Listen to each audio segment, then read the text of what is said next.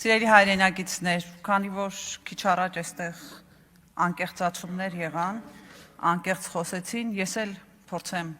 անկեղծանալ եւ ներկայացնել մի իրավիճակ, որ տեղի ունեցել ինձ հետ ընդամենը 1 օր առաջ։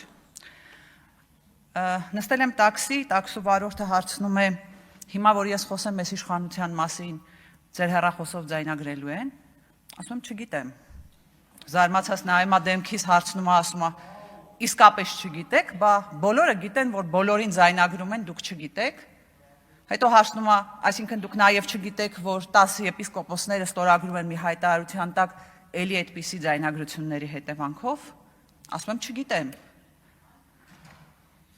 Եվ տաքսու վարորդը շատ զարմացած ինձ հասցնում է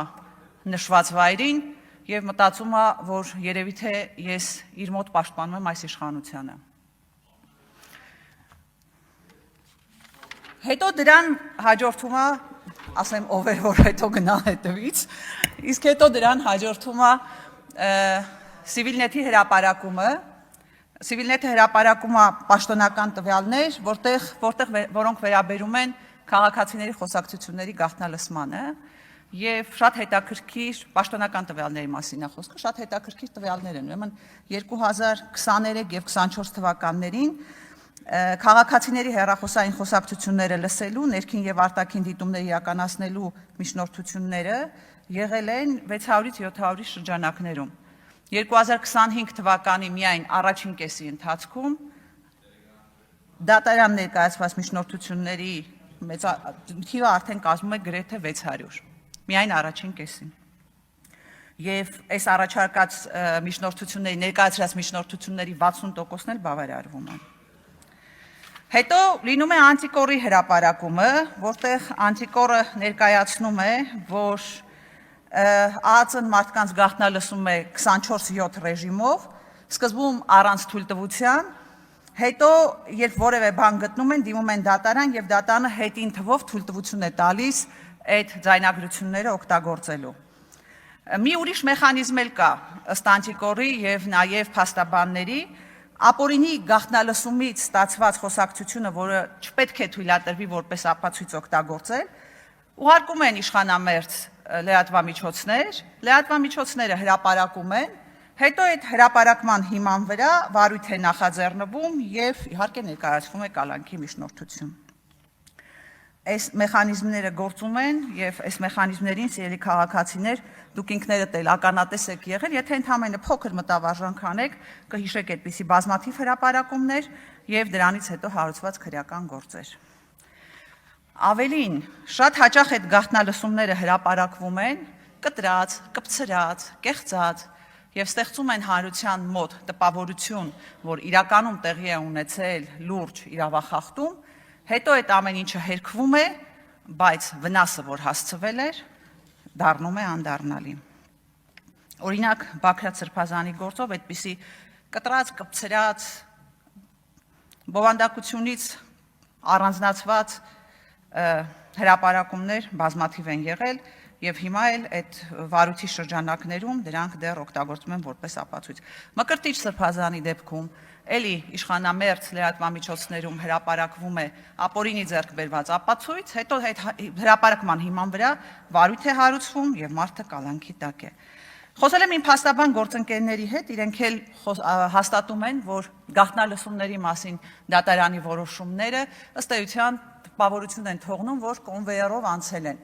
որովհետև ընդհանրապես փոխվում է անուն ազգանունը, հիմնավորումները մնում են նույնը, առանց գործի մանրամասն վերլուծությունների։ Հետո մեկ այլ հանգամանքել են նշում փաստաբան գործընկերները, դա վերաբերում է նրան, որ սովորաբար լինում են դեպքեր, երբ դատարանը տալիս է գաղտնալսման թույլտվություն, արդեն հետին թվով եւ վերևում նշված է մեկ այլ ամսաթիվ, իսկ գաղտնալսումը արվում է մի քանի ամիս առաջ ժամկետով։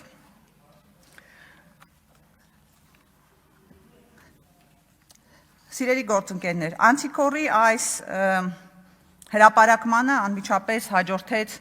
իրավապահ մարմինների հերքումները, ինչը շատ բնական է, որովհետև այստեղ շատ կարևոր հարց է առաջանում, բա ինչ պետք է անեին, հա, իրավապահները, հո չէին ասելու, որ այո, լսել ենք, լսում ենք եւ շատ լավ ենք անում, որ լսում ենք։ Դա շատ նման է օրինակ երեք արդարադատության նախարարի կողմից արված հայտարարությանը, որտեղ նա ասում էր, որ ի իրախություն մեզ Հայաստանի Հանրապետությունում քաղբանտարկյալներ չկա։ Հո չէր ասելու, որ քաղբանտարկյալներ կան եւ այդ քաղբանտարկյալների համար պատասխանատուն մենք ենք։ Եվս մեկ հանգամանքի մասին եմ ուզում խոսել, խոսքը վերաբերում է ԱԱԾ-ին եւ ես ցավով պետք է նշեմ, որ այսօր ԱԱԾ-ն ըստ էության դարձել է այս իշխանության կողմից շահագործվող մի մարմնի, ցավոք սրտի կարելի է նույնիսկ նմանացնել թրաֆիկինգի զոհի հետ, որովհետեւ իրենց գործը դարձել է ստատուս գրողների հետևից գնալը, իրենց գործը դարձել է հոգեվորականներին շանտաժի ենթարկելը եւ դրա վառ օրինակներից մեկն էլ այն է, որ Գյումրիում օրինակ ԱԱԾ-ն հոգեվորականներին համոզում էր, որ պատարագից զեղչեն կաթողիկոսի անունը։ Սիրելի հայրենակիցներ, այսպիսին է մեր իրականությունը, այո, տաքսու վարորդի ասած մի արտահայտությունն եմ ուզում մեջ բերել, ասում էր տպավորությունա ոնց որ ապրում ենք Հասնացուն հյուսիսից ֆիլմում, որտեղ որ ասում են կարողա մեզ հետևում են։ Այո, սիրելի հայրենակիցներ, մեզ հետևում են, մեծ եղբայրը հետևում է մեզ։ Բայց ուզում եմ այսպես որպես վերջաբան նշել, որ այս իրավիճակը այլ պետություններում էլ է եղել։ Այսպիսի իրավիճակ եղել է Վրաստանում, այսպիսի իրավիճակ եղել է Ղազախստանում, բայց երբ իշխանությունները փոխվեցին, նրանք դարձան հրապարակային եւ մարդիկ տեսան, թե իրականում ինչ է տեղի ունեցել։ Գիտեք, բայց այս այլասերումը սովորաբար հոգնեցնում է մարդկանց։ Հոգնում են եւ գաղտնալսվողները, եւ գաղտնալսողները, հոգնում են եւ բռնողները, եւ բռնվողները,